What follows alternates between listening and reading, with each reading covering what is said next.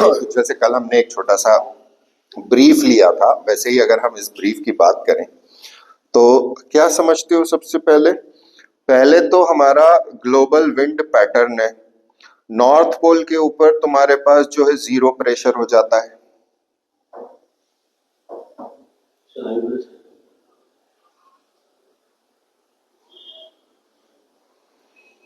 गायब है बच्चा। नॉर्थ पोल पे क्या है? डायग्राम बनाओ। ये वाला जो डायग्राम तुमने बनाया है ना, यही वाला डायग्राम बनाओ नॉर्थ पोल से इक्वेटर तक का। नॉर्थ पोल से इक्वेटर तक का। इसके अंदर आइसलैंड और अजोर्स। अजोर पे क्या है? हाई, उसको कहते हैं अजोर्स हाई। और आइसलैंड पे क्या है? उसको कहते हैं आइसलैंडिक लो। और उसके बाद फिर पोलार हाई आ गया, यही नाम लिखना है यहां पर। अब सरफेस विंड पैटर्न किधर चलेगी? High to low. Surface wind pattern कहां चलेगा? High to low. तो हाई टू लो का डायग्राम बना लो बस उसी पे, हाई से लो की तरफ। तो सब ट्रॉपिक से भी जाएगा, दैट इज अजोर से आइलैंड की तरफ जाएगा और उधर से पोल्स की तरफ से आएगा। सो एक ये तो हो गई सरफेस के ऊपर, प्लस हमारा इक्वेटर है। इक्वेटर गर्म होता है, इक्वेटर से हमारा पानी ऊपर उठता है, तो it that water is going to sink downwards towards Azores high. बराबर है। अब जब ये अजोर्स हाई के ऊपर आएगा मॉइस्चर लेकर, नाउ दीज मॉइस्चर कहां पर है? अपर एटमॉस्फेयर में। अपर एटमॉस्फेयर मतलब अपर ट्रोपोस्फियर के अंदर है ये। अब उस अपर ट्रोपोस्फियर के अंदर से ये मॉइस्चर वाली winds will be carried towards westward because there flows a current, jet stream. Jet stream is a proper word, current ocean में confuse हो जाओगे। jet stream in the west to east direction, जिसे हम कहते हैं SST, सब tropical jet, STJ। ठीक है। तो अटलांटिक ओशन के इक्वेटर पे पानी जो गर्म होगा वो ऊपर उठेगा और वो अजोर्स हाई की तरफ सब ट्रॉपिकल जेट से मिल जाएगा। ये सब ट्रॉपिकल जेट का डायरेक्शन होगा वेस्ट से ईस्ट की तरफ। तो कल मैंने जैसा एक डायग्राम आपका बनाया था वही डायग्राम आपको बनाना है, थोड़ा सा अलग अंदाज में।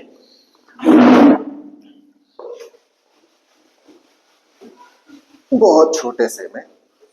चलो एक refresher. What we are talking about, there is equator, there is something known as Azores Island, जिसे कहते हैं अजोर हाई।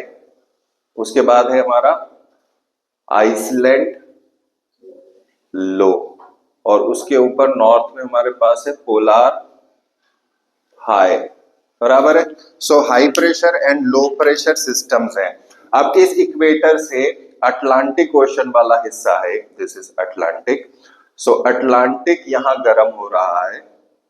अब अटलांटिक से जो गर्म हवाएं हो रही है, इसको इस डायग्राम से समझना कि दिस इज इक्वेटर, इक्वेटर, और यहां से हवा उठ के इस तरफ अजोर हाई की तरफ ये जा रही है। सो यहां पर बहुत सारा मॉइस्चर मौजूद है।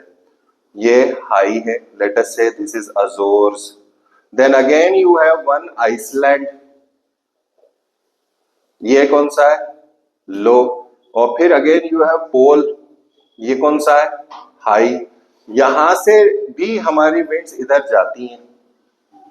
नाउ इन दोनों के बीच में समवॉट इस पॉइंट ऑफ रेफरेंस पे, इस पॉइंट ऑफ रेफरेंस पे जेट स्ट्रीम चलती है,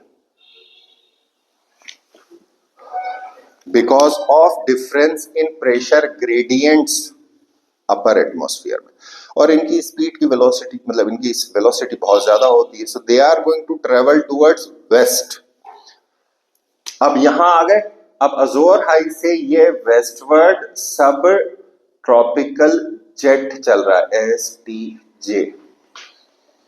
यहां पर बीच में आ गया तुम्हारा मेडिटेरेनियन सी, इसमें से बारिश का पानी और उठाया उसने, and then they are going to come to India. ये आ गया Himalayas, not in a straight line, not in a straight line, they move, they curve, है ना, रास्ता अपना खुद से चुनते हैं।